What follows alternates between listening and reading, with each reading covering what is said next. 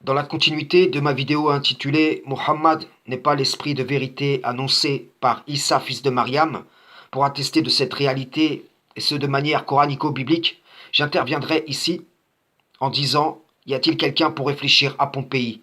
Vous me direz qu'a à voir Pompéi avec Muhammad et l'esprit de vérité? Eh bien, c'est simple. Je suis envoyé vers vous pour répondre à certains de vos sujets de divergence. Pompéi, comme le récit de la sourate 36 au sujet des deux messagers renforcés d'un troisième, atteste de quatre choses. Premièrement, de l'envoi des apôtres. Jean 17, verset 18. Comme tu m'as envoyé dans le monde, je les ai envoyés aussi dans le monde.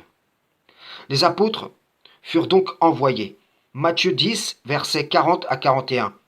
Celui qui vous reçoit me reçoit, et celui qui me reçoit reçoit celui qui m'a envoyé. Celui qui reçoit un prophète en qualité de prophète recevra une récompense de prophète, et celui qui reçoit un juste en qualité de juste recevra une récompense de juste. Deuxièmement, les apôtres ayant été envoyés ont prêché l'Injil, que ce soit à Pompéi ou dans l'exemple de la sourate 36. Matthieu 24, verset 14. Cette bonne nouvelle du royaume sera prêchée dans le monde entier pour servir de témoignage à toutes les nations. Alors viendra la fin. Issa, fils de Mariam, n'a pas prêché au-delà des frontières d'Israël, mais son message dépassa les frontières d'Israël.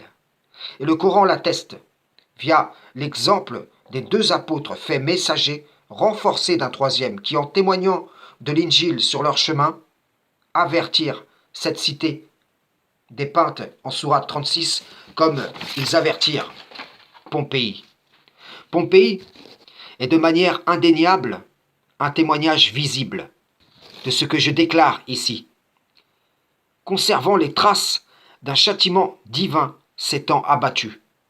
Comme il est écrit, que ne voyage-t-il afin d'avoir des cœurs pour comprendre et des oreilles pour entendre, car ce ne sont pas les yeux qui s'aveuglent, mais les cœurs dans les poitrines.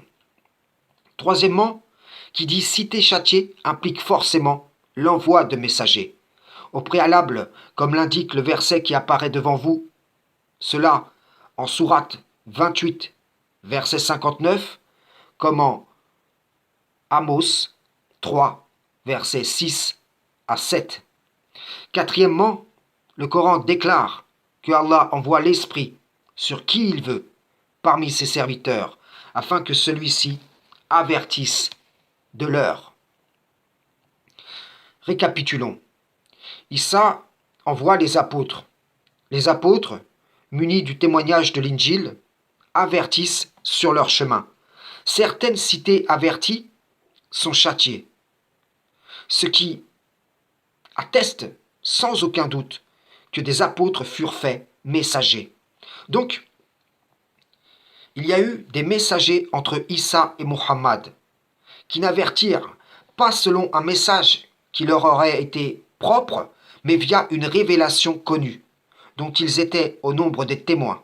Issa dit que s'il ne s'en va pas, l'Esprit ne viendra pas vers les apôtres, ce qui prouve que Muhammad ne peut être l'Esprit de vérité, puisqu'il y a eu avant lui, comme l'atteste le Coran, une interruption des messagers, et que les apôtres, faits messagers, prirent le relais du Messie d'Israël, et ce, sans interruption.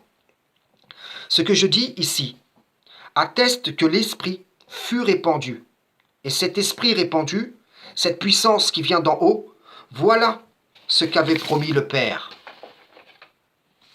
et que donc les apôtres reçurent. Dire que Muhammad est l'Esprit de vérité, c'est nier non seulement la réalisation de la prophétie en l'effusion de l'Esprit, mais aussi ce qui est rappelé en sourate 36, ainsi que les traces laissées en Pompéi et ses alentours. Voyez-vous, la foi de celui qui seul a cru parmi son peuple et qui fut mis au nombre des honorés atteste de la promesse véritable contenue en l'Injil.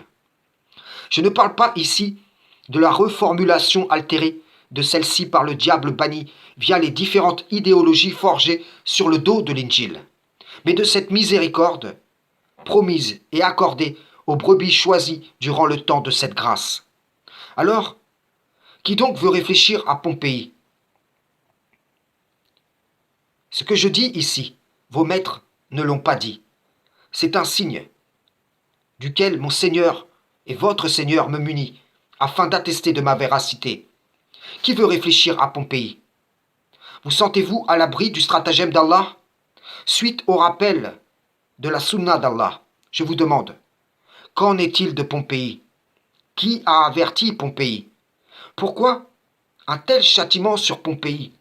Pourquoi Pompéi est découverte de nos jours aux yeux de tous ceux qui voudraient prendre garde? Est-ce que Pompéi échappe à la sunna d'Allah concernant les cités châtiées?